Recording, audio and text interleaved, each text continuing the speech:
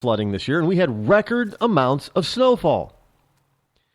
So even when we know certain factors that light, fluffy snow has a lot less moisture in it than the heavier stuff. A foot of heavy snow has more moisture in it than a foot of light, fluffy snow. Plain and simple. But yet and still, we'll put that aside and say, oh, we're going to have flooding because we had all this snow. We don't know. We don't know enough. So for us to start telling everybody that we're causing all this climate change is absolutely ludicrous at best. At best. It's just not man's fault.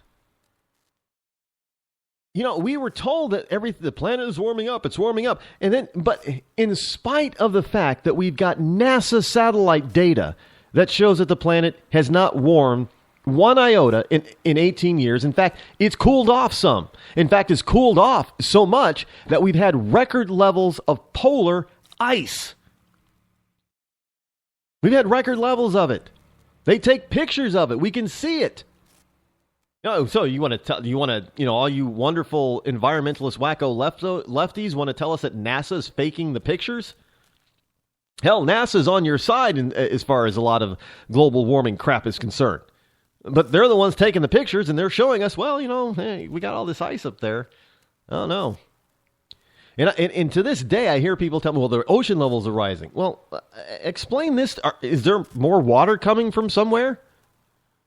Because unless there is, if you have record amounts of ice, which is frozen water, you can't have rising oceans.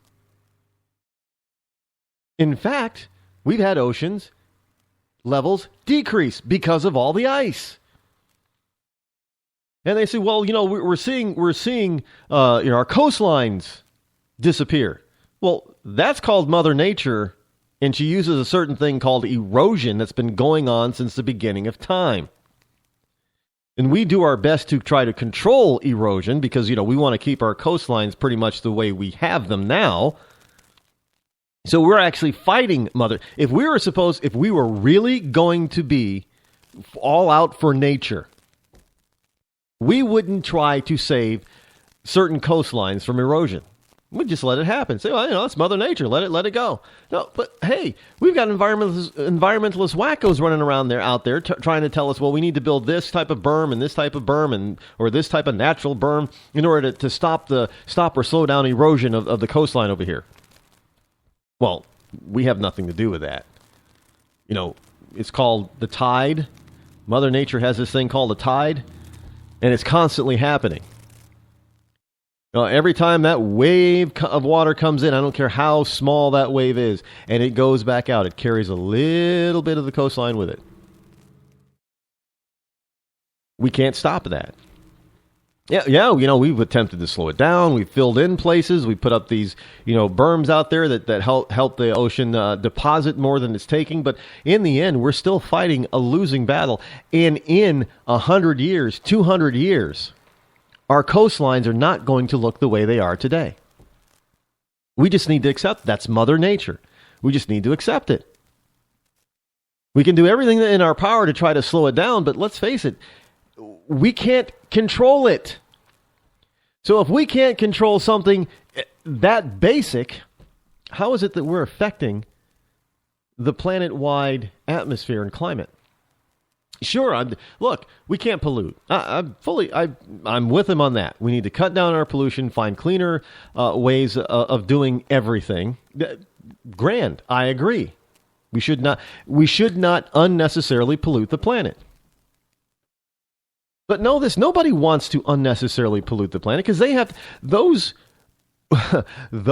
rich people and their families have to live here too. They have to breathe the same air we breathe. They have to drink the same water that we drink. They don't want to necessarily just before people really knew what, polluting certain types of pollutants can do. Maybe they were out there, just being willy-nilly with it. But we've learned since then. And you cannot tell me that a Republican, a conservative business owner, wants to pollute his own air and pollute his own water and put his own family at risk. There's nobody out there like that. Sorry. There just isn't. But when we get to the look, we've got so many things going on in our planet right now. The world is on fire.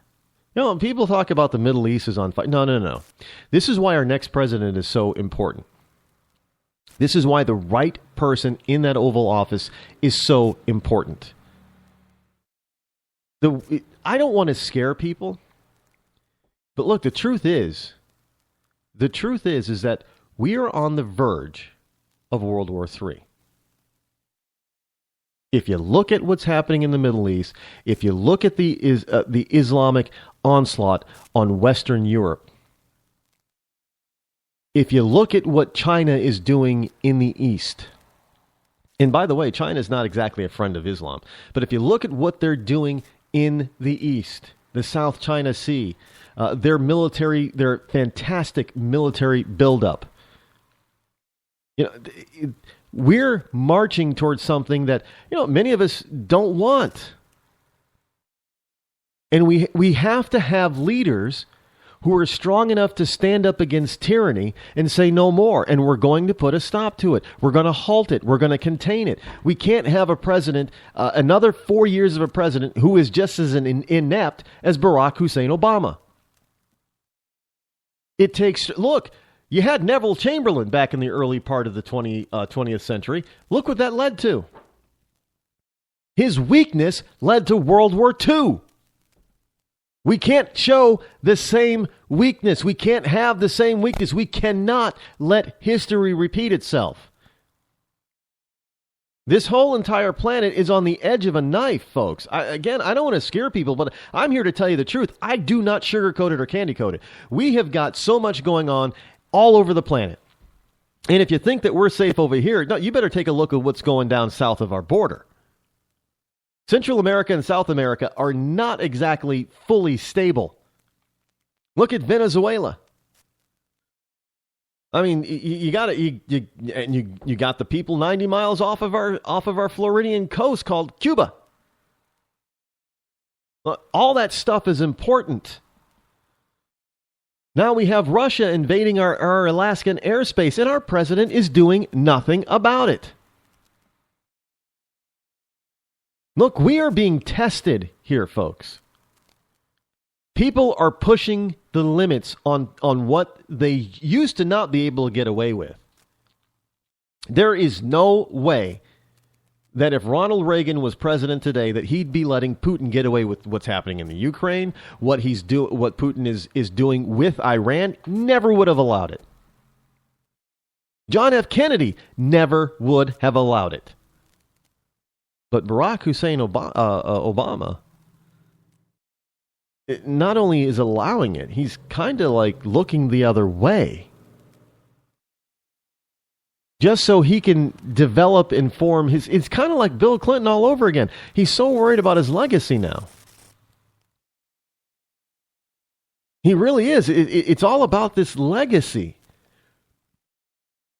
I want to go down as one of the greatest presidents this nation's ever seen. Well, it's too late. You're already the worst president this nation has ever seen.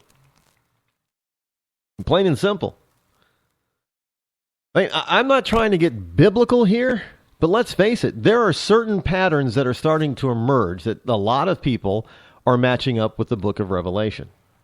Now, I always stop people short a little bit about all that because, there are signs, and I know that I have seen the reports about people hearing these loud sounds out of nowhere, and they're calling them, the horn blasts that are depicted in the book of Revelation.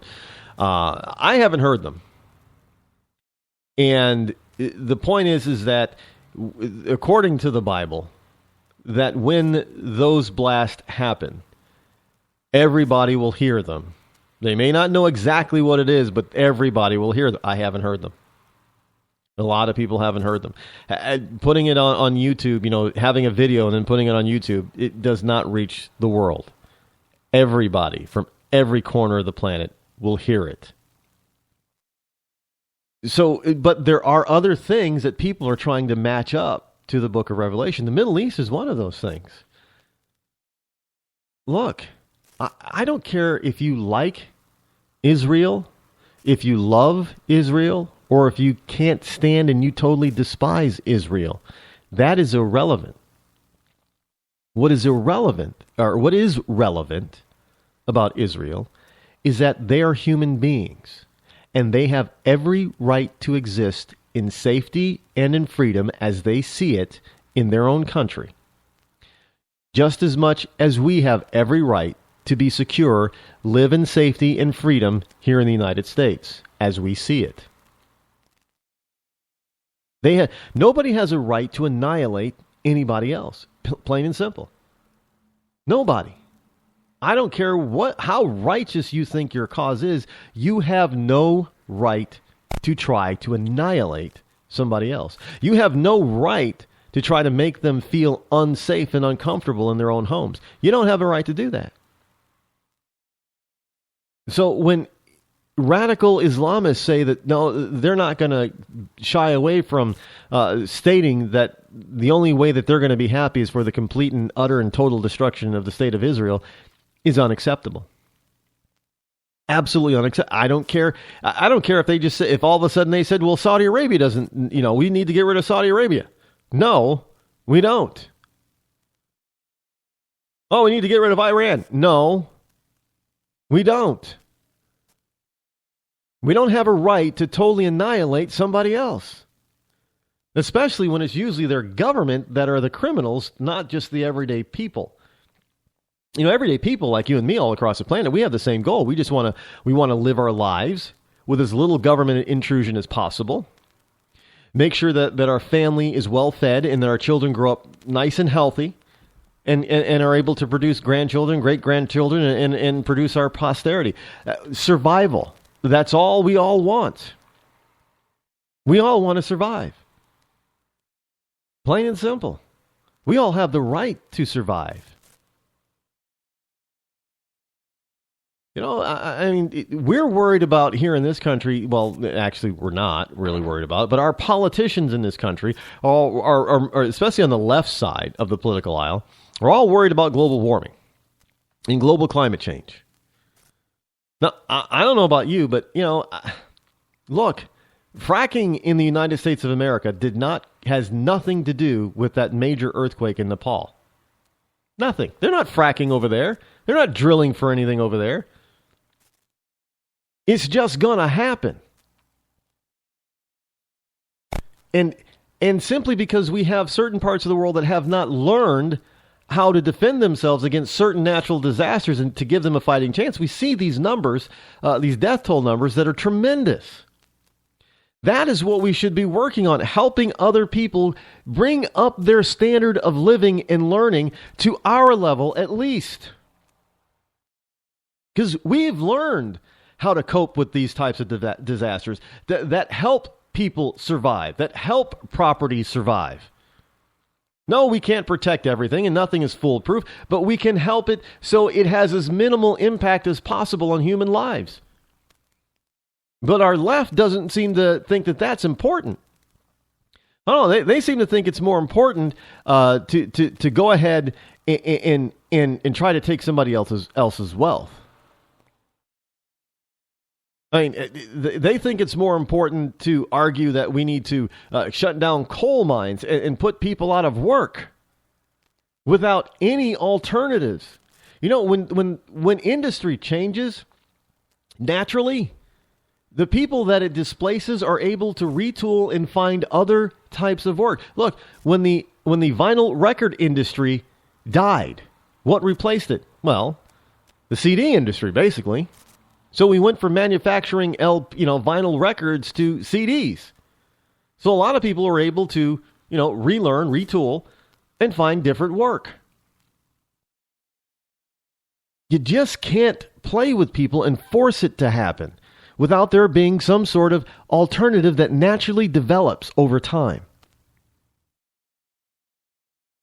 But hey, we're going to close down the coal plants because of this, this already fully and thoroughly debunked global warming crap.